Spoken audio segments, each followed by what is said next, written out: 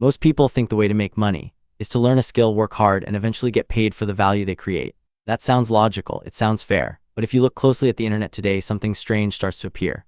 The people teaching others how to make money often seem to be making more money than the people actually doing the work. Think about it. There are people selling courses on stock trading, dropshipping, freelancing, content creation, even building micro SaaS products, and many of them claim they've figured out the system. They show screenshots, results, and success stories. But here's the uncomfortable question. If their method is so effective, why are they spending so much time selling it? This is where something called the dream economy begins to make sense. People are no longer just selling products or services. They are selling possibilities. The idea that you could change your life, escape your job, or make money online, and that idea is incredibly powerful because selling a result is difficult, but selling a dream is scalable. When someone builds a real business, they are limited by time, effort, and risk. They have to deal with customers, problems, competition, and failure. But when someone sells knowledge, especially in the form of course or digital product, something changes. They create it once and sell it again and again. There are no limits on how many people can buy it, no physical constraints, just demand and marketing. This is why in many cases the people selling the knowledge end up making more money than the people applying it. But that doesn't mean all of it is fake. Some people genuinely know what they're talking about. They've built real businesses, failed multiple times, and learned valuable lessons.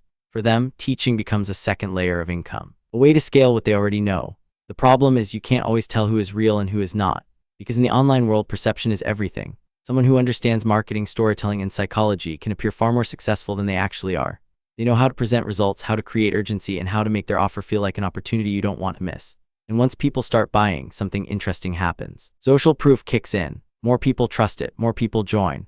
And suddenly the business is no longer about the original skill, it's about selling the idea of that skill.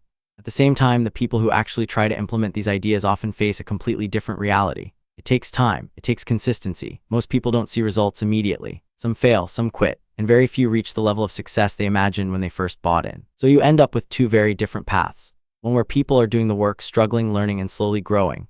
And another where people are selling the shortcut, the system, or the secret that promises to get you there faster. And in many cases, the second path makes more money. But here's where it gets interesting. This doesn't mean you should ignore everything being taught online. It means you need to understand the difference between information and execution. Knowledge can guide you, but it cannot replace the effort required to actually succeed.